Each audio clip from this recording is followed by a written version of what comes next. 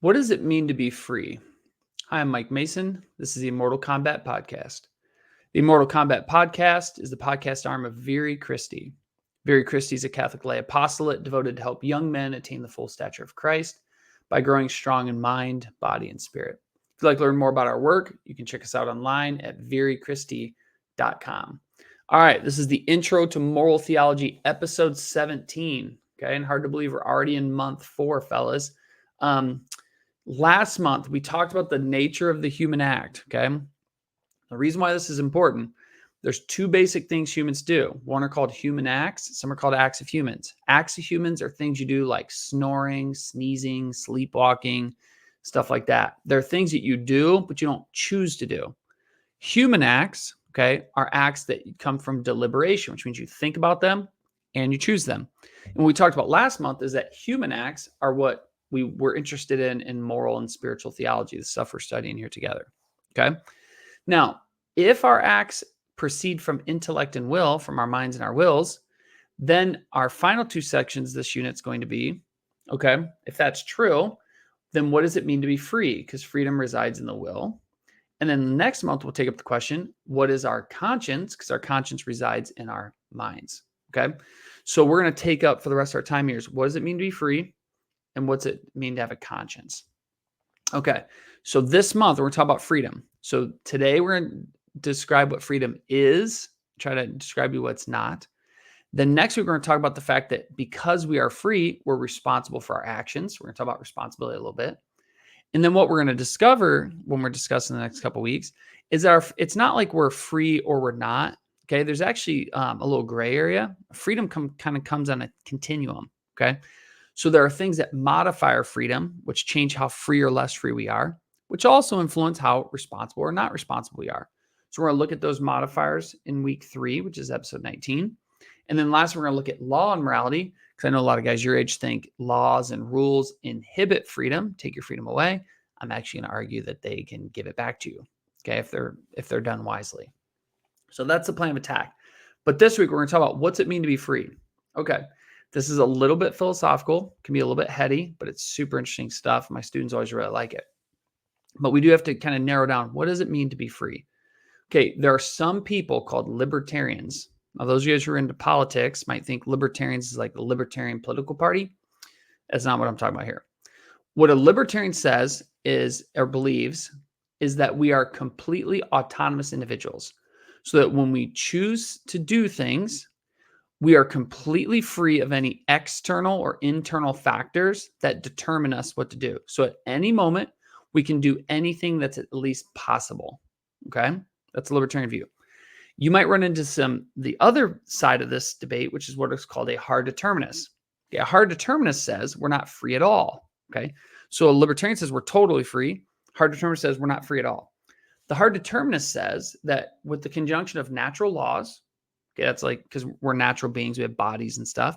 Well, nature's not free to violate natural laws. They'll say, well, neither are we. They'll say the natural laws in conjunction with your past choices determine a specific future. Now, this might seem a little unbelievable, but if you think about it, it actually makes a lot of sense. So let's say you guys never chose to ever learn to play the piano, okay? And someone said, okay, sit down and play the piano. Not bang on the keys, but actually play it, okay? Your ability to play it has been determined by your past choices. So in the past, you chose not to play the piano, and that has determined a specific outcome to your piano playing. Make sense? The hard determinist is going to say something like that, which makes a lot of sense, right? The problem for us is it seems like both these guys are right? You have one side saying we're not free at all. The other side, and that makes some sense. Libertarian side saying we're totally free. That makes some sense. What's the answer? The answer is we're both, okay? So for Thomas Aquinas, we are both free and determined. And the reason why he says this is, listen, we are 100% determined to say, try to be happy, okay? He's going to say our past choices do limit the things we can do now and in the future. That's also true, okay? But what he also says is it's clear that we are free to do this or that thing. Okay. So go back to piano example.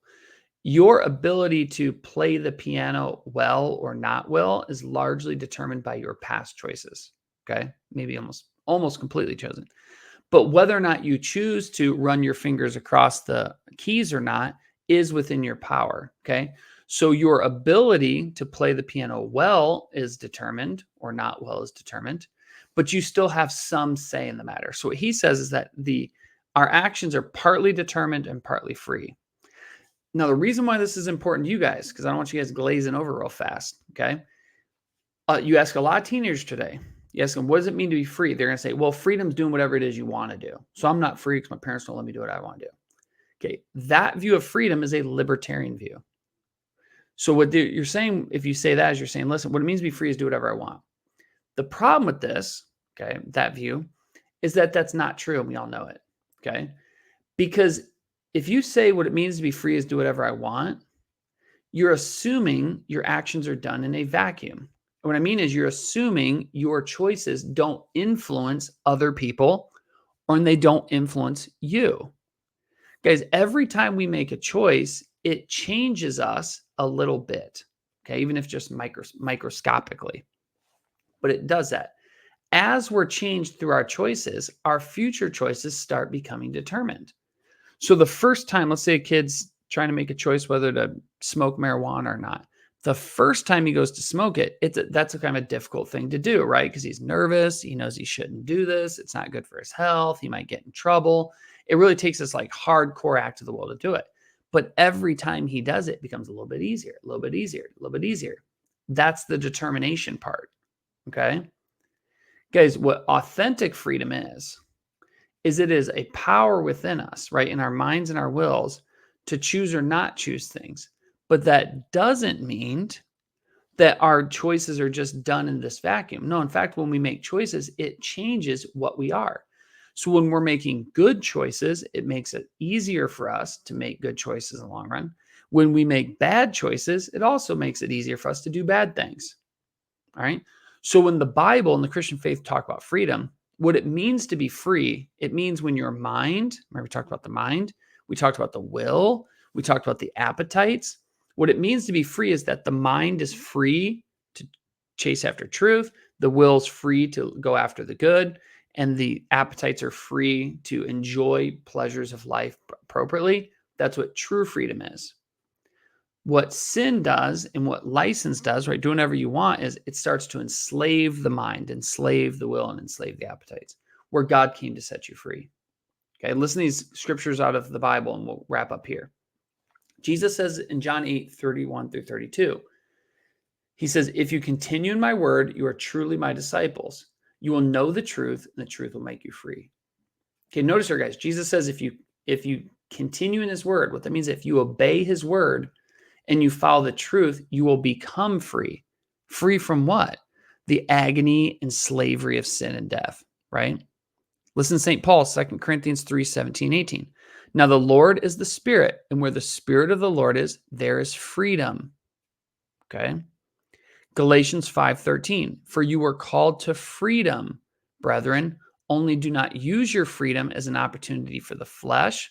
Why? Because the flesh will enslave you, but be servants of one another.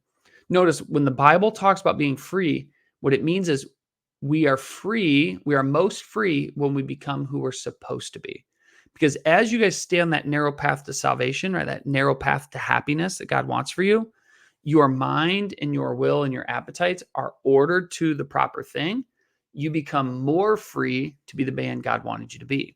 When we sin, when we treat freedom like license, like I'm going to do whatever I want, it actually drags us down, okay, and makes us less free, makes us slaves to our appetites, okay, it makes us slaves to sin.